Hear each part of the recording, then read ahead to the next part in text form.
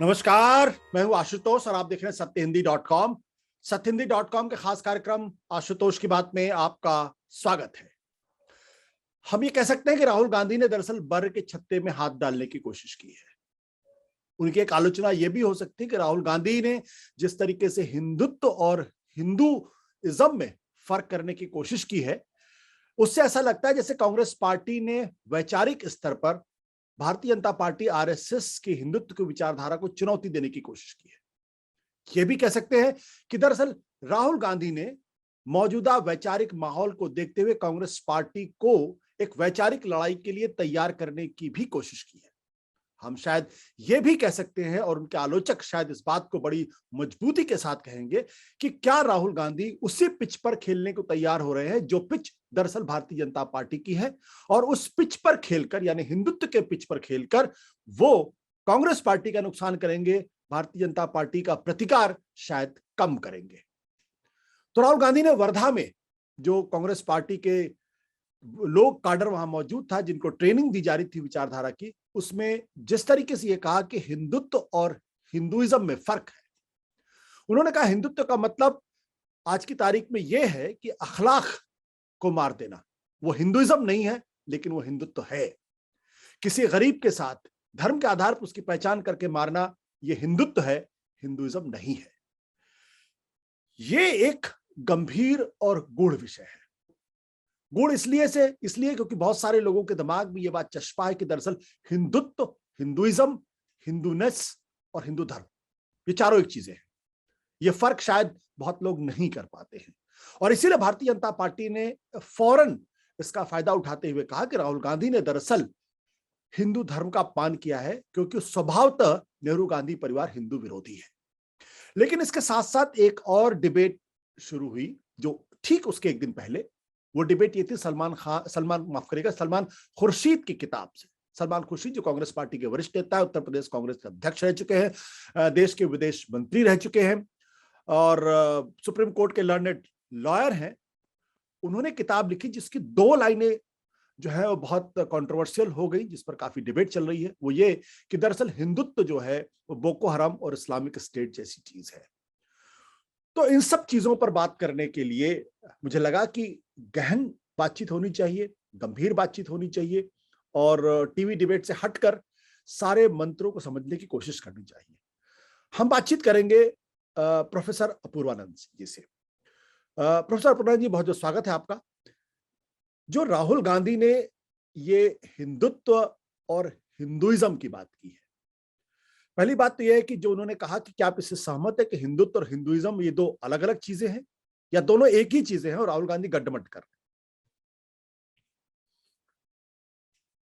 आप अपने को अनम्यूट करिए, आपकी आवाज नहीं आ रही।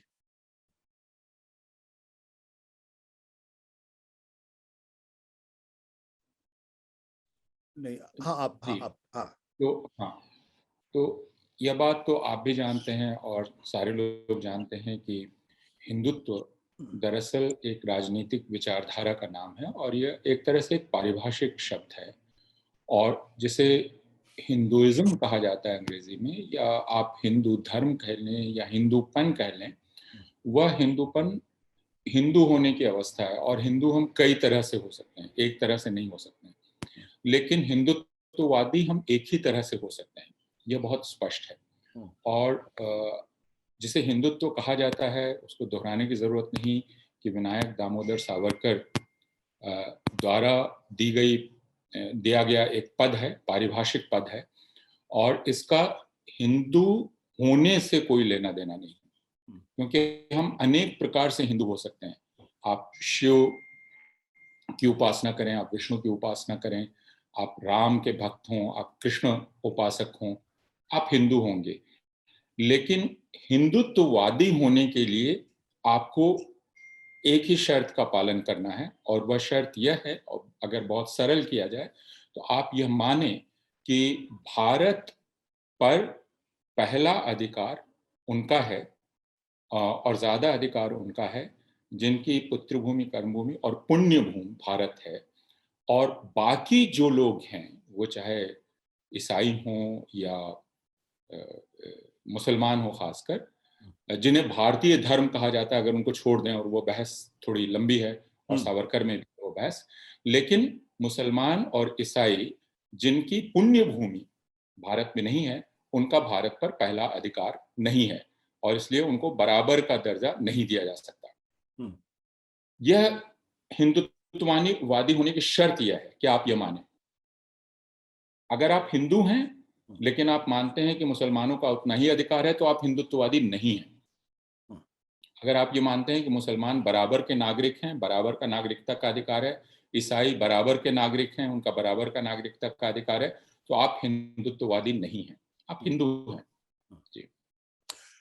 पिछले दिनों जब इस सवाल को मैंने उठाया कि हिंदुत्व और हिंदूपन या हिंदुइज्म ये दो अलग अलग चीजें हैं, जब ये मैंने कहा कि हिंदुत्व और हिंदू धर्म का आपस में कोई लेना देना नहीं है, और जब ये कहा गया कि दरअसल इस शब्द की इजाद एक तरीके से सावरकर ने की है, तो सावरकर की परिभाषा जो आपने बताई है, जब मैंने उसका जिक्र किया तो मुझे ये कहा गया कि दरअसल हिंदुत्व वो नहीं है जो सावरकर कह रहे हैं, काफी इवॉल्व हो चुका है, और अब उनका ये कहना है कि हिंदुत्व जो है वो सबको साथ लेकर चलने की बात करता है, और मोहन भागवत के बयान को उद्धृत किया जाता है। तो क्या आपको लगता है सावरकर के बाद अब तक हिंदुत्व में परिष्कार हुआ है, हिंदुत्व शब्द में बदलाव हुआ है या नहीं? देखिए, ये बहुत दिलचस्प जो आप कह रहे हैं। आज सुबह मेरे एक मित्र ने मुझे कहा कि मसला अब कहीं ज्यादा जटिल हो गया है, और वो वही है जो आप कह रहे हैं, क्योंकि अब यह दावा किया जाने लगा है कि हिंदुत्व ही हिंदुइज्म है।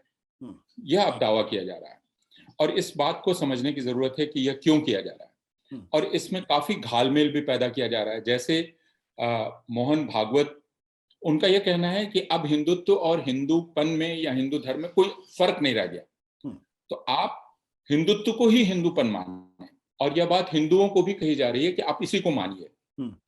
यह एक चरण आगे हम चले गए हैं। उस मित्र ने यह ध्यान दिलाया कि अगर आप इसको पारिभाषिक ढंग से देखना चाहें या यात्राओं में देखना चाहें, तो आप यह देखेंगे कि यह एक तरह से सरलीकरण है हिंदू धर्म का, कि उसको हिंदुत्व में तब्दील कर दिया जाए। जैसे करपात्री जी ने हिंदू धर्म को सरलीकृत करने की कोशिश की थी, यानी उन्होंने उसके कई संस्कारों को और बाकी चीजों को काफी सरलीकृत करके, ताकि आपको मेहनत न करनी पड़े हिंदू होने की, और आप सहज ही हिंदू हो जाएं बिना मेहनत किए। यानी यदि आप सिर्फ मुसलमान से नफरत करते हों और आप ईसाई से नफरत करते हों, तो आप हिंदुत्ववादी होंगे। अब यह कहा जा रहा है कि नहीं, हिंदू होने की यह शर्त है, और हिंदुत्ववादी और हिंदू दो अलग नहीं है। अब आपने मोहन भागवत का नाम लिया, तो मोहन भागवत ने इस बीच अनेक वक्तव्य दिए हैं। उनमें एक वक्तव्य यह था कि सबका डीएनए एक है, लेकिन उसके बाद उन्होंने अलग अलग जगहों पर अलग अलग वक्तव्य दिए, और उन वक्तव्यों से बहुत स्पष्ट था कि वे मुसलमानों को दोयम दर्जे का मान रहे हैं।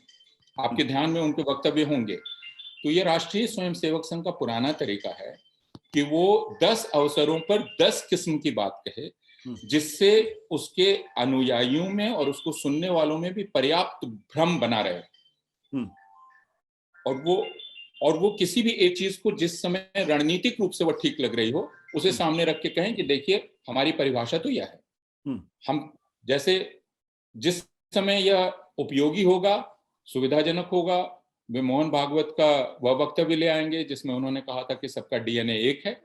लेकिन उसके बाद जब उपयोगी होगा, तब वो ये कहेंगे कि देखिए जनसंख्या पर ध्यान रखना चाहिए, और जनसंख्या में मुसलमानों की जनसंख्या बढ़ रही है, हिंदुओं की जनसंख्या घट रही है, यह भी मोहन भागवत ने कहा। तो अगर सबका डीएनए एक है, तो आपको चिंता क्यों है किसी की जनसंख्या बढ़ रही है, किसी की घट रही है? सब भारतीय ही तो पैदा हो रहे हैं। लेकिन एक समय यह कहना और एक समय यह कहना, और जब सुविधाजनक हो उसको सामने रख देना, यह राष्ट्रीय स्वयंसेवक संघ का बहुत पुराना तरीका है। लेकिन उससे ज्यादा चिंताजनक है जो सार्वजनिक विचार विमर्श के दायरे में हो रहा है, वह है हिंदू धर्म या हिंदू होना या हिंदूपन और हिंदुत्व के बीच के अंतर को पूरी तरह से खत्म कर देना, और इस पर जिद करना कि अब हिंदुत्व ही हिंदू धर्म है। यह बहुत खतरनाक है, और इसको जो लोग खुद को हिंदू कहते हैं, उनको खड़े होकर यह बात कहनी पड़ेगी कि क्या वे सावरकर की परिभाषा के अनुसार या राष्ट्रीय स्वयंसेवक संघ की परिभाषा के अनुसार ऐसे हिंदू हैं जो मुसलमानों और ईसाइयों का अधिकार भारतवर्ष पर कम मानते हैं। क्योंकि सरलीकरण की ही बात हो रही है, सिंप्लीफिकेशन की बात हो रही है, तो मैं बहुत सरलीकृत कर रहा हूं और यह कह रहा हूं कि अगर आप उनका अधिकार कम नहीं मानते हैं, अगर आप उनके जन्म होने को चिंता का विषय नहीं मानते हैं, तो आप हिंदुत्ववादी नहीं हैं, आप हिंदू हैं। लेकिन यदि आपको मुसलमानों और ईसाइयों को देखकर चिंता होने लगती है, आपको लगता है कि उन्हें साबित करना चाहिए कि वे भारत के लोग हैं, तब आप में हिंदुत्ववादी होने के कुछ जरासीम हैं या कुछ कीटाणु हैं और आपको अपनी जांच करनी चाहिए। बिल्कुल। प्रोफेसर अपूर्वानंद जी, एक चूंकि जो आरएसएस के लोग हैं, जो हिंदुत्व की विचारधारा के लोग हैं, वो अपनी बात को मजबूती के साथ कहने के लिए भारतीय परंपरा, भारतीय संस्कृति की दुहाई देते हैं और सनातन धर्म की बात करते हैं। तो मेरा सवाल ये, जो हमारे इस कार्यक्रम को हमारे बहुत सारे दर्शक देख रहे होंगे, उनके लिए ये है, क्या हिंदुत्व शब्द हमारे पुराणों में, हमारे उपनिषदों में, हमारे वेद में है या नहीं है, और ये शब्द कब आया? अगर इस बारे में स्पष्ट करें तो ज्यादा बेहतर होगा, तो बातचीत हमारे दर्शकों को समझ में आएगी कि दरअसल हिंदुत्व, हिंदू धर्म में फर्क क्या है। देखिए, ये तो बहुत सारे लोग जानते हैं इस शब्द के इतिहास से कि हिंदू शब्द आप यहाँ आ ही नहीं सकता था जब तक कि वे लोग यहाँ नहीं आते जिन्होंने आपको हिंदू कहा। यानी आपने खुद को हिंदू नहीं कहा, ठीक है? तो हिंदू शब्द ही काफी बाद का शब्द है और यह उपनिषदों या पुराणों और बाकी जगह यह शब्द नहीं दिखलाई पड़ता है। हिंदू के रूप में आप अपने आप को, जो अपने आप को हिंदू कहते हैं अभी, वो उस वक्त परिभाषित नहीं कर रहे हैं। इसका मतलब आप हिंदू या समझ ही बहुत बात की समझ है। लेकिन सावरकर ने इसको भी बदल दिया और ये समझने की जरूरत हम लोगों को है। सनातन धर्म से इसका कोई लेना देना नहीं है। सनातन धर्म और हिंदू धर्म के अलग अलग मतों में जो पूरी बहस रही है, उससे इसका कोई लेना देना नहीं है। सावरकर दरअसल इसको एक क्षेत्रीय पहचान में तब्दील करना चाह रहे हैं और ये बहुत दिलचस्प है कि अगर आप इस तरह से परिभाषित करेंगे तो फिर अमेरिका में रहने वाले हिंदू का क्या होगा, या कनाडा में रहने वाले हिंदू का क्या होगा, या श्रीलंका में रहने वाले हिंदू का क्या होगा, या म्यांमार में रहने वाले हिंदू का क्या होगा। अगर हम कहेंगे कि हिंदुत्ववादी ही हिंदू है, तो फिर सावरकर के अनुसार तो भारत की जो भूमि है, भारत भूमि के प्रति आपकी प्रतिबद्धता, यानी यह तो सिर्फ भारत की सीमा के भीतर हो रहा है ना। तो दुनिया के अलग अलग देशों में जो हिंदू हैं, जो पैदा हुए हैं, जो पैदा हुए हैं, अभी भी पैदा हो रहे हैं, अभी भी जब हम बात कर रहे हैं तो कई जगह हिंदू पैदा हो रहे हैं, तो क्या उन हिंदुओं की प्रतिबद्धता भारत भूमि से होगी? तो फिर अमेरिका के लोग कहेंगे कि आप चले जाइए वापस भारत, अगर आपकी प्रतिबद्धता वहां से है तो। लेकिन अमेरिका के लोग उनकी नागरिकता पर सवाल नहीं उठा रहे हैं। वे ये नहीं कह रहे हैं कि चूंकि आपके तीर्थ वहां पर हैं, आपकी पुण्य भूमि भारत में है, इसलिए आपका अधिकार अमेरिका पर कम होगा। ठीक है? अमेरिका के शासन में, जो बाइडेन के शासन में, अभी आपने देखा होगा कि प्रमुख पदों पर भारतीयों को रखा गया है। ब्रिटेन के शासन में प्रीति पटेल भारतीय मूल की हैं। अभी आपने देखा होगा प्रीति पटेल और बोरिस जॉनसन दोनों मिलकर लक्ष्मी की पूजा कर रहे थे, अभी हाल में दिवाली में। जी जी। ठीक है? ऋषि सुनाक वहां के वित्त सचिव हैं, तो हिंदू मूल के हैं। तो अगर हिंदुत्व की परिभाषा को अपना लिया जाए तो ऋषि सुनाक को वहां का बराबरी का, नागरिकता का अधिकार नहीं मिलेगा। अगर इसी परिभाषा को उलट दिया जाए तो हम इस परिभाषा को यहां लागू कर रहे हैं यहीं के मुसलमानों और ईसाइयों पर, उन पर भी नहीं जो भारत के बाहर से आए हैं और पहली पीढ़ी के हैं या दूसरी पीढ़ी के हैं। हमें इस बात को समझने की आवश्यकता है कि अगर हम इस संकीर्ण परिभाषा को समझ लेंगे, मान लेंगे, तो इस परिभाषा को मानने का मतलब यह है कि हिंदू का इस भौगोलिक क्षेत्र से ही सिर्फ रिश्ता रह जाएगा जिसको भारत कहा जाता है, और ब्रिटेन, अमेरिका, अफ्रीका वगैरह वगैरह में रहने वाले हिंदू का दर्जा घट जाएगा। बिल्कुल। अपूर्वानंद जी, क्या आप इस बात से सहमत होंगे कि पिछले कई सालों में, खासतौर में 2014 के बाद से भारत में एक बहुत बड़ा तबका है जो हिंदुत्व को ही हिंदू धर्म मान लेता है, और जब आप हिंदुत्व को परिभाषित करने की कोशिश करते हैं या आप हिंदुत्व को बताने की कोशिश करते हैं या उसकी आलोचना करते हैं, तो यह कह दिया जाता है या यह मान लिया जाता है कि आप दरअसल हिंदू धर्म का अपमान कर रहे हैं। क्या यह सच है? हाँ, ये बिल्कुल सच है, और ये दरअसल इस शब्द की खूबी है। और मुझे लगता है कि विनायक दामोदर सावरकर ने जब इस शब्द का आविष्कार किया था, तो उनके ध्यान में यह था कि इस कंफ्यूजन का वो फायदा उठाएंगे, इस भ्रम का वो फायदा उठाएंगे, और उस तरह वैसे हिंदुओं को भी वो असमंजस में डाल देंगे जो हिंदू उनके साथ सहमत नहीं है, क्योंकि उनको यह कहा जाएगा कि देखिए ये हिंदू धर्म पर हमला हो रहा है, हिंदुत्व पर हमला हो रहा है। तो सावरकर ने काफी रणनीतिक शब्द चुना, हिंदुत्व। अब आप ये कह सकते हैं कि हम क्यों फंस गए उस चक्कर में, आप ये कह सकते हैं, लेकिन हमारे साथ दिक्कत यह है कि यह एक पारिभाषिक शब्द है, यानी आप उस पारिभाषिक शब्द से भाग नहीं सकते हैं। ये वैसे ही है जैसे आप फैसिज्म की जगह किसी और शब्द का इस्तेमाल करने लगे, वो होगा नहीं, क्योंकि उसका अर्थ उससे बंधा हुआ है। तो यह कठिनाई अवश्य है, क्योंकि सावरकर ने इसी चतुराई और चालाकी से इस शब्द को चुना था। उन्होंने अपनी किताब में बहुत स्पष्ट किया कि इसका हिंदू धर्म से कोई लेना देना नहीं है। उन्होंने अपनी किताब में बहुत साफ लिखा कि इसका इस धर्म से कोई लेना देना नहीं है। यह और यह Hindutva, who is a Hindu, कौन हिंदू है, यह जो किताब उन्होंने लिखी, तो यह हिंदू राष्ट्रवाद का एक विचारधारात्मक टेक्स्ट था, एक विचारधारात्मक दस्तावेज था जो लिख रहे थे, और उन्होंने हिंदुत्व को एक राष्ट्रीय अस्मिता के रूप में परिभाषित किया और कहा कि यह हिंदू धर्म से बड़ा है। ध्यान रखिए जी, और ये हम जो लोग भी सुन रहे हैं, हम लोग जो पढ़ रहे हैं, वो इस किताब को भी पढ़ सकते हैं। उन्होंने कहा कि हिंदुत्व हिंदू धर्म से बड़ा है, it is larger than Hinduism, है ना। और हिंदू कौन है?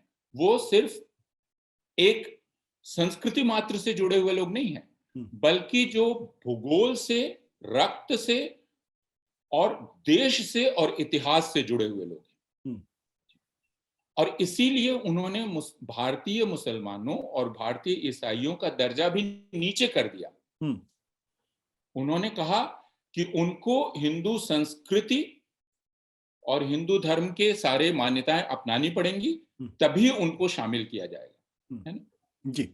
और तो यह बहुत स्पष्ट है। मैं जानता हूं कि इस शब्द का इस्तेमाल करने का यह संकट है, और संकट यह है कि जो लोग इस पूरी बहस से परिचित नहीं हैं, उनको इस भ्रम में डाला जा सकता है कि आपके धर्म पर हमला किया जा रहा है। जी। लेकिन स्वयं सावरकर ने स्पष्ट कर दिया था कि हिंदुत्व दरअसल एक राष्ट्रीय अस्मिता का नाम है जो हिंदू धर्म से काफी बड़ा है। ठीक है, हिंदू धर्म से विस्तृत है, हिंदू धर्म उसके मुकाबले काफी छोटा है। ठीक है। तो क्या यह कहा जाए कि जो राहुल गांधी ने जो इस सवाल खड़ा किया है कि हिंदुत्व और हिंदू धर्म या हिंदुइज्म, ये दोनों अलग अलग चीजें हैं, और उन्होंने परिभाषित करने की कोशिश की है, तो क्या राहुल गांधी ने रणनीतिक गलती की है? क्योंकि जब जब वो इस बहस में जाएंगे, तब तब उनको ये घोषित कर दिया जाएगा, ये बता दिया जाएगा, और लार्जर पब्लिक इसको शायद एक्सेप्ट कर ले कि दरअसल राहुल गांधी हिंदू धर्म पर हमला कर रहे हैं, हिंदू विरोधी है। यह संकट तो है ही आशुतोष। हम जैसे बात कर रहे हैं कि हिंदुत्व और हिंदू धर्म, अब यह एक ऐसा फर्क है शब्द का, और जैसा मैंने कहा सावरकर ने काफी चालाकी से इस शब्द को चुना था, क्योंकि फिर वो अपनी सिपाहियों में उनको भी शामिल कर लेंगे, यानी उनको भी बुरा लगेगा जो हिंदुत्व की विचारधारा से सहमत नहीं है। अगर हिंदुत्व की आलोचना की जाए तो उनको लगेगा उनकी भी आलोचना हो रही है, जबकि ऐसा है नहीं। बल्कि हम ये कह रहे हैं कि सावरकर ने हिंदू धर्म को हीन किया है, हिंदुइज्म को हीन किया है, क्योंकि उन्होंने कहा है कि हिंदू धर्म से बड़ी एक चीज है और वो है हिंदुत्व, है ना। और इस चीज को एक थोड़ा सरल करके हम समझें, हम राहुल गांधी पर 1 मिनट में लौटेंगे, सरल करके हम समझें। जैसे हम और आप वर्षों से देखते आए हैं, मैं तो देवघर का रहने वाला हूं, तो मैं बिहार में देखता रहा था कि सुल्तानगंज से जल भर के लोग पैदल जाते थे देवघर शिव पर जल चढ़ाने के लिए, कांवरिये जाते थे, ठीक है। कभी भी कांवरियों को इस बात की जरूरत महसूस नहीं हुई कि वे राष्ट्रीय ध्वज भी अपने साथ लेकर चले। हिंदू धर्म और हिंदुत्व क्या है, इसको समझने के लिए इस उदाहरण को ले लीजिए कि वह कांवरिया जो सिर्फ शिव के पास जा रहा है जल चढ़ाने के लिए, वह हिंदू है। लेकिन वह कांवरिया जो उसके साथ एक राष्ट्रीय झंडा भी लगा लेता है, वह हिंदुत्ववादी है। यह समझना बहुत आवश्यक है, और यह सावरकर की शर्त है कि आप उसको राष्ट्रवादी पहचान। अब राहुल गांधी ने, मैं ये कहूंगा कि एक साहसिक बहस छेड़ी है कांग्रेस के भीतर, और यह उन्होंने उस समय छेड़ी है जब कांग्रेस के दूसरे नेता सुरक्षात्मक हो गए। जैसे गुलाम नबी आजाद के बयान को आप देख लें या बाकी लोगों के बयान को देख लें, तो वे खुलकर नहीं कह पा रहे हैं कि नहीं ये दो चीजें हैं, जो कि बहुत स्पष्ट है। राहुल गांधी ने यह काम किया है कि उन्होंने कहा है कि ये दो चीजें हैं। हिंदू होने में कोई बुराई नहीं है, जैसे मुसलमान होने में कोई बुराई नहीं है, ईसाई होने में कोई बुराई नहीं है, और हिंदू आप एक तरह से नहीं होंगे, आप हिंदू 1000 तरह से होंगे। मुझे कोई डिक्टेट नहीं कर सकता, मुझे कोई बता नहीं सकता कि तुम ये करोगे तभी हिंदू होगे। मैं अपनी तरह से हिंदू रहूंगा। लेकिन हिंदुत्ववादी होने के लिए आप बहुत सारी शर्तें लगाते हो। वंदे मातरम आप कहिएगा, भारत माता की जय आप कहिएगा, आप इस तरह के आचरण कीजिएगा, आप ये मानिएगा कि भारत का भूगोल और आर्य कहाँ से आए थे और कहाँ से नहीं आए थे, आदि आदि आदि, ये सारी चीजें आप करेंगे, तब आप हिंदुत्ववादी होंगे। और साथ ही आप मुसलमानों और ईसाइयों को नीचा करके देखें, तब आप हिंदुत्ववादी होंगे। तो राहुल गांधी, मैं ये मानता हूं कि राहुल गांधी ने एक साहसपूर्ण बहस छेड़ी है। उसमें उनका नुकसान इसलिए होगा कि अभी भारतवर्ष का जो तमाम पूरा मीडिया है, वह मीडिया काफी बेईमानी से काम कर रहा है, और वह स्वयं राष्ट्रीय स्वयंसेवक संघ के साथ मिलकर राहुल गांधी पर हमला बोल देगा। राहुल गांधी का दूसरा संकट यह है कि वे उनकी पूरी जो पृष्ठभूमि है, उस पृष्ठभूमि में सोनिया गांधी हैं, जिनको विदेशी मूल की ईसाई औरत माना जाता है, और इसलिए भारतीय लोग उनको कम भारतीय मानते हैं अभी भी।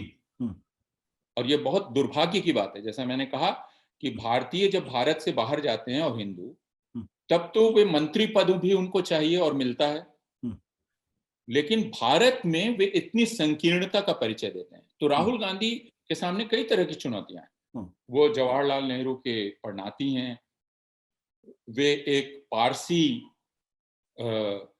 पिता और हाँ दादा और इंदिरा गांधी के पोता हैं। राजीव गांधी, जिन्होंने एक ईसाई इतालवी महिला से शादी की, उसके पुत्र हैं। तो काफी मिश्रित है। इसलिए राहुल गांधी को सहज ही संदिग्ध बनाया जा सकता है कि उनका अधिकार ही क्या है बोलने का, और जब वो बोल रहे होंगे तो निश्चय ही हिंदू धर्म पर हमला कर रहे होंगे, जबकि हम ये जानते हैं कि ये बात नहीं है। आपके हिसाब से राहुल गांधी ने इस बहस को उठा के कांग्रेस के लिए एक घाटे का सौदा किया है? देखिए, कांग्रेस के लिए घाटे का सौदा हो सकता है, लेकिन कांग्रेस के लिए यह बहस करना बहुत ही आवश्यक है। और कांग्रेस जो पिछले दिनों लगातार राष्ट्रीय स्वयंसेवक संघ के तर्कों से सहमत होती जा रही थी, यानी मैं यह मानता हूं कि आप हिंदुत्ववाद का तर्क स्वीकार कर लेते हैं जब आप बाबरी मस्जिद की जगह तथाकथित या जो भी राम मंदिर बन रहा है, उस राम मंदिर को आप कबूल कर लेते हैं, तो फिर आप हिंदुत्ववादी तर्क स्वीकार करते हैं। कांग्रेस के बहुत सारे लोग इसको स्वीकार कर रहे थे।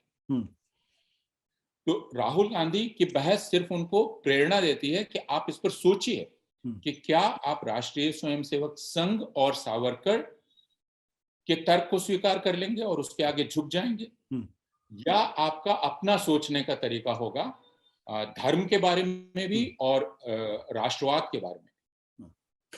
प्रोफेसर पूर्णानंद जी, ये बात मैं इसलिए कर रहा हूं कि पिछले 7 सालों में कम से कम आपने ये बात सही कही कि बहुत बड़ा तबका है राजनीति का जिसने इस बात को स्वीकार कर लिया था कि हिंदुत्व के मसले पर आप आरएसएस को चुनौती नहीं दे सकते। अगर आप देंगे तो आप दरअसल उनकी बनाई हुई पिच पर आप खेलेंगे। राहुल गांधी ने अगर ये तय किया है कि हमें अब इसको चुनौती देनी है और वैचारिक स्तर पर उसको चुनौती देनी है, तो बहुत सारे लोग इस बात को कहते हैं कि शायद इससे उनको राजनीतिक नुकसान हो, लेकिन इस विचारधारा से आप लड़ेंगे कैसे जब तक आप उसको चुनौती नहीं देंगे, वैचारिक स्तर पर उससे उसकी आलोचना नहीं करेंगे, वैचारिक स्तर पर आप लोगों को बताने की कोशिश नहीं करेंगे कि दरअसल ये हिंदुत्व जो विचारधारा की है ये देश के लिए कितनी खतरनाक है। तो अगर राहुल गांधी ये करते हैं तो उसमें गलत क्या है? हाँ जी, मैं तो यही कह रहा हूं कि कांग्रेस को यह वैचारिक स्पष्टता लाना बहुत आवश्यक है, और सिर्फ कांग्रेस को लाना जरूरी नहीं है, बल्कि समाजवादी पार्टी को, राष्ट्रीय जनता दल को, बीजू जनता दल को, सबको ही यह स्पष्टता लाना आवश्यक है। आप एक साथ ये नहीं कर सकते कि आप कहें कि राम मंदिर बहुत महान है, जो राम मंदिर बन रहा है अयोध्या में बाबरी मस्जिद की जगह पर, और उसके साथ साथ आप ये कहें कि आप भारत में धर्मनिरपेक्षता के हामी हैं। दोनों चीजें आप नहीं कर सकते। आपको स्पष्ट करना पड़ेगा कि यह राम मंदिर दरअसल हिंदू धर्म की सारी आत्मा के विरुद्ध है, आपको यह कहना पड़ेगा। और अगर यह साहस आप में, जैसा आपने कहा कि जब तक आप ये बहस नहीं करेंगे तब तक आप राष्ट्रीय स्वयंसेवक संघ को चुनौती कैसे दे सकते हैं? यह ठीक है कि आज उसका वैचारिक प्रभाव काफी है, और हमें यह स्वीकार करना चाहिए कि हिंदुओं के भी एक बड़े हिस्से पर उसका प्रभाव है, और यह इससे दिखलाई पड़ता है कि राजनीतिक दल काफी डर गए हैं। लेकिन जब तक हम अपनी वैचारिक भूमि पर दृढ़ता के साथ खड़े नहीं होंगे, कांग्रेस के साथ अब तक सुविधा यह थी कि उसको इतने स्पष्ट ढंग से बात करनी, तो कांग्रेस में एक अस्पष्टता थी, एक घुला मिलापन था, उसको जरूरत नहीं थी यह करने की। लेकिन अब जब बार बार चीजों को संकुचित किया जा रहा है, तो कांग्रेस को कहना पड़ेगा कि यह संकुचन हमको कबूल नहीं है, यह सिकोड़ा जाना हमको कबूल नहीं है, और हम एक विस्तृत राष्ट्रवाद के पक्षधर हैं, एक ऐसा राष्ट्रवाद जिसमें सारे लोग इत्मीनान महसूस कर सकें। अगर उस राष्ट्रवाद में सारे लोग इत्मीनान महसूस नहीं करते हैं तो वह सच्चा राष्ट्रवाद नहीं है, यह कांग्रेस को कहना पड़ेगा। बिल्कुल। लेकिन इसमें एक दूसरी बात भी है, और उस पर हम लोग आगे बात कर सकते हैं कि आप देखिए हम बहस किस पर कर रहे हैं। हिंदू धर्म ठीक है या हिंदुत्व ठीक है, यह एक बहस है। लेकिन अगर पहलू खान का परिवार आपसे पूछे, या अल्ताफ का परिवार आपसे पूछे, या कोई और पूछे कि भाई इस बहस से हमें क्या लेना देना, हम भारत के नागरिक हैं और अल्ताफ को एक पुलिस चौकी में मार डाला जाता है, पुलिस हिरासत में, या पहलू खान को मार डाला जाता है, या उत्तर प्रदेश में जो लोग कारोबार करते हैं मवेशियों का, उनको पैर में गोली मार दी जाती है, या असम में गोली मार दी जाती है मुसलमान होने के चलते, और ईसाइयों को पूजा करने, उनकी इबादत करने के चलते उन पर हमला किया जाता है। तो वो ये पूछ सकते हैं कि आप ये पूरी बहस किए चले जा रहे हैं कि हिंदू धर्म बड़ा है, हिंदू धर्म ठीक है या हिंदुत्व ठीक है, और आप दरअसल ये नहीं कर रहे हैं कि इस देश में एक संविधान है, और अगर आप यही कहें तो इस देश का कोई एक धर्म होगा तो वो संविधान का धर्म होगा। और मैं धर्म को उस अर्थ में कह रहा हूं जिसमें बार बार भारतीय लोग कहते हैं नहीं नहीं हमारा धर्म रिलीजन से अलग है, हमारे धर्म का मतलब है वह जो धारण करता है। तो भारत में जो धारण करता है वो तो संविधान ही है ना, और तो कुछ है नहीं। जो उसका उर्दू लफ्ज है वो बहुत अच्छा है, दस्तूर, हमारी जीने का दस्तूर तो वही होगा। आप अपने जीने का निजी जीवन में, सार्वजनिक जीवन में कई तरीके निकाल सकते हैं, लेकिन साथ मिलकर जब हम रह रहे हैं तो हमारे जीने का दस्तूर वह होगा जो संविधान बतलाता है। आप अपने धर्म की कौन सी किताब ला रहे हैं, कौन सी नहीं ला रहे हैं, किसको मान रहे हैं, नहीं मान रहे हैं, ये बहस चलती रहेगी और चलनी चाहिए। बिल्कुल। मैं एक चीज की तरफ थोड़ा अतीत में जाना चाहता हूं कि जब आजादी की लड़ाई चल रही थी उसके बाद, और जब पहला चुनाव हो रहा था 1951-52 में, तो पंडित जवाहरलाल नेहरू ने हिंदू सांप्रदायिकता पर बड़े तीखे हमले किए थे, और उन तीखे हमलों की वजह से समाज का एक बड़े तबके ने उस बात को समझने की कोशिश भी की थी। अगर आज उसी तरीके से हिंदुत्व का असली स्वरूप क्या है, अगर उस पर बात की जाए या उस पर हमला किया जाए, तो समाज का एक बड़ा तबका उसको कम से कम सुनेगा तो जरूर। क्या मैं गलत कह रहा हूं? क्योंकि अभी तक हो यह रहा था कि उस बारे में बातचीत ही नहीं हो रही थी। तो आप हिंदुत्व बिल्कुल क्या है, जब से राहुल गांधी ने यह बातचीत शुरू की है, उसके बाद से टीवी चैनल पर डिबेट हो रही है। लेकिन डिबेट में एक पक्ष कहता है कि भाई आप हिंदू धर्म का अपमान कर रहे हैं, दूसरा पक्ष ये कहता है कि नहीं, आप हिंदू धर्म का अपमान नहीं कर रहे हैं, दरअसल आप नफरत की राजनीति कर रहे हैं। तो क्या यह सही रणनीति होगी राजनीतिक तौर पर? वैचारिक तौर पर तो मैं समझ सकता हूं, राजनीतिक तौर पर इलेक्टोरल डिविडेंड इसका होगा या नहीं होगा? या कांग्रेस पार्टी अपने आप को कैसे खड़ी कर पाएगी जब तक वो हिंदुत्व को चुनौती देते हुए, हिंदुत्व के असली स्वरूप को की बात करते हुए आरएसएस को डिफेंसिव नहीं करेगी? देखिए, मैं आपसे असहमत नहीं हूं, हम्म, और आपने ठीक ही कहा कि जब तक वह अपनी वैचारिक स्पष्टता नहीं लाएगी, हम्म, और मैं थोड़ी देर पहले ये कह रहा था कि कांग्रेस को कुछ वर्ष पहले तक इसकी आवश्यकता नहीं थी कि वो वैचारिक रूप से एकदम स्पष्ट दिखलाई पड़े, है ना। वो एक अस्पष्ट सी चीज थी, और उसमें बहुत तरह के लोगों की जगह थी। लेकिन जब एक वैचारिक संकीर्णता, हिंदुत्व के नाम पर एक वैचारिक संकीर्णता, एक राष्ट्रवादी संकीर्णता हावी होने लगे, तो कांग्रेस को स्पष्ट करना पड़ेगा, इसका उत्तर देना पड़ेगा कि वह कौन है ना। राष्ट्रीय स्वयंसेवक संघ तो स्पष्ट है कि वह कौन है, वो बहुत साफ है। वो कहता है कि भारत में मुसलमानों के पैदा होने पर उसको दिक्कत है। वो कहता है कि भारत में मुसलमानों के अधिकार कम है। राष्ट्रीय स्वयंसेवक संघ बहुत स्पष्ट है। तो फिर कांग्रेस को स्पष्ट करना पड़ेगा ना, अस्पष्ट नहीं रह सकती है कांग्रेस। प्रोफेसर इसलिए साहब, सॉरी, मैं आपको बीच में टोक, मेरा सवाल दरअसल दूसरा था। कांग्रेस के मसले पे जो बात आपने की वो बात बिल्कुल सही, कांग्रेस को अपनी विचारधारा को स्पष्ट करना पड़ेगा। मैंने एक थोड़ा सा बहुत सटल सा डिफरेंस देखा पिछले 2-3 दिनों के अंदर। वो डिफरेंस मैंने ये देखा, हो सकता हो सकता मेरा परसेप्शन गलत हो, लेकिन मैं चूंकि मैंने इस चीज को महसूस किया, इसलिए मैं आपके साथ शेयर करना चाहता हूं। परसेप्शन ये देखा कि जब यह कहा गया कि दरअसल हिंदुत्व का कि जो है वो आईएसएस जैसा है या बोको हरम जैसा है, तो उधर से ये जवाब आया कि आप हिंदू धर्म का अपमान करें, लेकिन ये कहने की कोशिश कि हम तो समावेशी हैं, हम मुसलमानों के दुश्मन नहीं हैं, हम सबको साथ लेकर चलने की बात करते हैं। ये एक एक एक सटल सा डिफरेंस मैंने महसूस, हो सकता मैं गलत हूं। मेरा कहना यह है कि जब तक आप उनके अंदर अपराध बोध नहीं जगाएंगे कि आप गलत हैं और यह बात लोगों तक नहीं पहुंचेगी, तब तक आप कैसे लड़ सकते हैं इससे? क्या ये इस डिबेट से आरएसएस डिफेंसिव होगी? मैं नहीं जानता हूं कि वो डिफेंसिव होगी कि नहीं, क्योंकि आरएसएस की एक खासियत है चतुराई, चालाकी।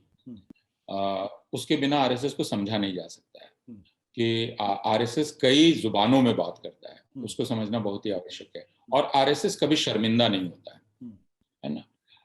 आरएसएस किसी चीज की जिम्मेवारी भी स्वीकार नहीं करता है। तो राष्ट्रीय स्वयंसेवक संघ एक समय एक वक्तव्य देगा और दूसरे समय यह कह देगा कि नहीं नहीं, उस वक्तव्य का महत्व नहीं है, मैं अभी जो कह रहा हूं उसका महत्व है, या मैंने तब जो कहा था उसका महत्व है। इसलिए राष्ट्रीय स्वयंसेवक संघ को अगर आप लज्जित करने की बात सोच रहे हैं, तो आप एक खुशफहमी में, हम और आप खुशफहमी में जी रहे हैं। वो लज्जित होना वैसे ही है जैसे आप हिटलर को लज्जित करना चाहें कि तुम यहूदियों को मारना चाहते हो, इस पर लज्जित हो। वो कभी लज्जित नहीं होगा, वही उसकी विचारधारा है। तो वह तो प्रश्न नहीं है। लेकिन जैसे उन्होंने कहा कि हम मुसलमानों को साथ लेकर चलते हैं, हम आईसिस नहीं, ठीक है। लेकिन आप मुसलमानों को साथ लेकर कैसे चलते हैं? आप शर्तें लगाते हैं, है ना। आप ये कहते हैं इन शर्तों को मान लो, तो फिर आप रहिए यहां पर, और वो शर्तें आप लगाते हैं, आप भारत माता की जय बोलिए, आप वंदे मातरम बोलिए, आप जब हम जैसा जो आचरण करने को कहें करिए, हम जब मांसाहार ना करने को कहें आप मांसाहार ना कीजिए, जिस दिन मांसाहार ना करने को कहें ना कीजिए, हम आपसे फला भोजन ना करने को कहें ना कीजिए, तो फिर आप भारत में रहिए। यानी हमारे नियंत्रणों के साथ आप भारत में रह सकते हैं। उसके साथ यह भी बहुत स्पष्ट है, और इस बात को 1-2 मिनट लेके करना बहुत जरूरी है, कि आपके कोई राजनीतिक अधिकार नहीं होंगे। यह भी बहुत स्पष्ट है राष्ट्रीय स्वयंसेवक संघ का। अगर यह नहीं होता तो मुझे यह बतलाइए कि गुजरात में जब चुनाव हो रहा था तो भारतीय जनता पार्टी ने हिंदू मतदाताओं को यह कह के डराने की कोशिश की कि अगर कांग्रेस सत्ता में आ जाएगी तो अहमद पटेल मुख्यमंत्री हो जाएगा। तो अगर आप मुसलमान को साथ लेकर चलने की कोशिश कर रहे हैं तो अहमद पटेल के मुख्यमंत्री होने से गुजरात के लोगों को डरना क्यों चाहिए? अहमद पटेल का अधिकार है, वो गुजराती थे, वो सांसद थे, वो वहां के मतदाता थे, भारत के नागरिक हैं, तो उनका अधिकार है मुख्यमंत्री होने का भी। लेकिन आपने डराया, वैसे ही असम में डराया भारतीय जनता पार्टी ने कि अगर कांग्रेस जीत कर आ गई तो एक मुसलमान मुख्यमंत्री हो जाएगा। तो यह बहुत स्पष्ट है कि मुसलमानों को और ईसाइयों को साथ लेने की बात दरअसल एक धोखा है, उससे ज्यादा कुछ नहीं है। तो यह तो बहुत साफ है, लेकिन सवाल आरएसएस को लज्जित करने का नहीं है, सवाल भारतीय जनता पार्टी को लज्जित करने का नहीं है, क्योंकि वे जानते हैं कि वे क्या कर रहे हैं, वे कब झूठ बोल रहे हैं, कब झूठ नहीं बोल रहे हैं। और इस बात को इससे भी समझा जा सकता है कि जब ऑर्गेनाइजर या पांचजन्य में कुछ छपता है, मसलन एक बार ऑर्गेनाइजर में छपा या पांचजन्य में छपा कि आईआईटी में मेन्यू में मांसाहारी भोजन होना गलत है, याद होगा आपको, और काफी शोर हुआ। उस समय राष्ट्रीय स्वयंसेवक संघ ने कह दिया हमारा ऑर्गेनाइजर से कोई लेना देना नहीं है, वो हमारा पत्र नहीं। बाकी समय वो उनका पत्र है, लेकिन जिससे असुविधा हुई वो हमारा पत्र नहीं है, तो आप उसको छोड़ दें। मेरा यह कहना है कि बहुत सारे लोग जो उस प्रभाव में आ गए उनको यह बतलाना बहुत जरूरी है कि वे एक खतरनाक विचारधारा की गिरफ्त में जा रहे हैं, और यह खतरनाक विचारधारा पूरी दुनिया की निगाह में उनको छोटा साबित करेगी। उनको इस विचारधारा के खतरे को समझना चाहिए। और सिर्फ यही नहीं, देखिए इस तरह से मैं बात नहीं करना चाहता हूं, लेकिन यह कि वह मुसलमानों को बेइज्जत करके, उनको अपना ताबेदार बनाकर, उनको रोज रोज बेइज्जत करके, उनके खिलाफ हिंसा करके अपना कारोबार चलाएगी, लेकिन वो हिंदुओं को भी अपना गुलाम बनाएगी। हिंदू अपना पर्व त्योहार कैसे मनाएंगे, उनके मंदिर कैसे चलेंगे, यह सब भी राष्ट्रीय स्वयंसेवक संघ तय करेगा और भारतीय जनता पार्टी तय करेगी। ठीक है, अगर आधा मिनट ले तो अभी आपने छठ देखा होगा दिल्ली का, तो यमुना प्रदूषित है। कोई भी जो चिंतित होगा अगर अपनी जनता के स्वास्थ्य के लिए, वह धर्मावलंबी ही क्यों ना हो, तो वह जनता को कहेगा कि भाई पहले स्वास्थ्य की रक्षा करो। ठीक, यमुना अभी जहरीली है, उसका पानी जहरीला है, उसमें मत जाओ उसके अंदर। लेकिन भारतीय जनता पार्टी के लोग तो हिंदू जनता को हका के ले गए वहां, यानी जहर में ढकेल रहे हैं वो। जबकि छठ मनाने वाले सारे लोग जानते हैं, मैं बिहार का हूं, सिवान में मेरी परवरिश हुई है, पटना में रहा हूं, मैं जानता हूं कि अगर मैं घाट नहीं जा पाया तो अपने घर के सामने थोड़ा गड्ढा करके पानी डालकर मैं छठ मना सकता हूं। यह तरीका है। लेकिन जनता को यह बताने की जगह जानबूझकर प्रदूषण में ढकेल देना, इसको मैं हिंदुत्व कहता हूं। यह हिंदुत्व है। ठीक है, एक आखिरी सवाल, क्योंकि समय अब हमारे ख्याल से पूरी तरीके से खत्म हो रहा है जूम का। सवाल ये कि क्या सलमान खुर्शीद ने जो बोको हराम और आईएसआईएस से तुलना की, क्या उन्होंने पॉलिटिकल ब्लंडर किया? क्या ये तुलना नाजायज है? आप ये कह सकते हैं कि यह किताब ऐसे समय में आई, और कभी भी आती तो उसका यही एक वाक्य लेकर उस पर हमला किया जाता। हालांकि अगर इस किताब को आप पढ़ेंगे तो बेचारे सलमान खुर्शीद ने अयोध्या में राम मंदिर के पक्ष में जो फैसला दिया गया है अयोध्या, उस फैसले की वकालत की। तो वे एक तरह से लोगों को कह रहे हैं कि चलो अब आगे बढ़ो, इस किताब का सार संक्षेप यह है। लेकिन वे वहां अतिवाद की चर्चा भी कर रहे हैं, और उसमें एक उन्होंने तुलना की और वो तुलना है कि हिंदू धर्म बिल्कुल अलग है, हिंदू धर्म की महिमा अलग है, वो काफी महिमापूर्ण है, लेकिन हिंदुत्व जो विचार, राजनीतिक विचारधारा है, वह एक अतिवादी विचारधारा है, संकीर्ण है और हिंसक है, और वह तुलनीय है लगभग उसी तरह से उससे जो ISIS या बोको हराम का अतिवाद है, रेडिकलिज्म, उससे तुलनीय है।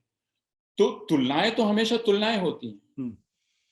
यह नहीं कहा जा रहा है कि राष्ट्रीय स्वयंसेवक संघ या हिंदुत्व की विचारधारा आईसिस है, यह नहीं कहा जा रहा है, तुलनीय है। और तुलनीय इसलिए है अपने रेडिकलिज्म की वजह से। और वह रेडिकलिज्म क्या है? उसमें वायलेंस, उसमें हिंसा छिपी हुई, जो मुझे स्वीकार नहीं करेगा उसे नष्ट होना होगा। और उसका उदाहरण कल आपको मिला होगा जब यति नरसिंहानंद, जो अब नए नेता उभर रहे हैं हिंदुत्व के, यति नरसिंहानंद और बाकी लोगों ने कहा कि मुसलमानों को हम सड़क पर मारेंगे। कल का वीडियो देखिए, बहुत भयानक है। क्या भारतवर्ष में यह खुलेआम कहा जाएगा कि मुसलमानों को सोशल मीडिया पर नहीं निपटा जाएगा, उनसे सड़क पर निपटा जाएगा, और जो भी कुरान को और मोहम्मद साहब को मानता है वो खतरनाक है ना, और उसको खत्म किया जाना चाहिए। हिंदुत्व ये है, और चूंकि हिंदुत्व ये है इसलिए वो आईसिस या बोको हराम से तुलनीय हो जाता है, क्योंकि आईसिस और बोको हराम भी हिंसा और एक्सक्लूजन, इन दो चीजों पर जोर देते हैं। यानी यदि आप हमारी बात नहीं मानेंगे तो आप हिंसा के शिकार होंगे। देखिए, मेरा सवाल था क्या ये पॉलिटिकल ब्लंडर है? मेरा सवाल ये कि क्या ये पॉलिटिकल ब्लंडर है या नहीं है, या इसको कहा जाना चाहिए? मुझे लगता है कि इस बात को कहा जाना चाहिए, और सलमान खुर्शीद एक लेखक के तौर पर यह बात कह रहे थे। लेकिन सलमान खुर्शीद की त्रासदी यह है कि वे मुसलमान हैं, और मुसलमान उनको मुसलमान नहीं मानते, और मुसलमान उनको मुसलमान नहीं मानते, या जो भी कहें। नहीं, देखिए, उनकी बहुत सारे स्टैंड से असहमति हो सकती है, और इस किताब की आलोचना मैं भी करूंगा, लेकिन दूसरे ढंग से करूंगा। मैं उनके अयोध्या फैसले का जो वो समर्थन कर रहे हैं उस वजह से मैं आलोचना करूंगा। लेकिन सलमान खुर्शीद की त्रासदी उनका मुसलमान होना है, उनका कांग्रेस का राजनेता होना है, इसलिए उन पर सहज ही यह आरोप चस्पा किया जा सकता है कि वे हिंदू धर्म का विरोध कर रहे हैं, जो बात एकदम गलत है। जो भी इस किताब को पढ़ेगा वो देखेगा कि वे हिंदू धर्म के प्रति अत्यंत ही आदरपूर्ण ढंग से बात कर रहे हैं, लेकिन वे हिंदू शब्द का इस्तेमाल करके जो विचार,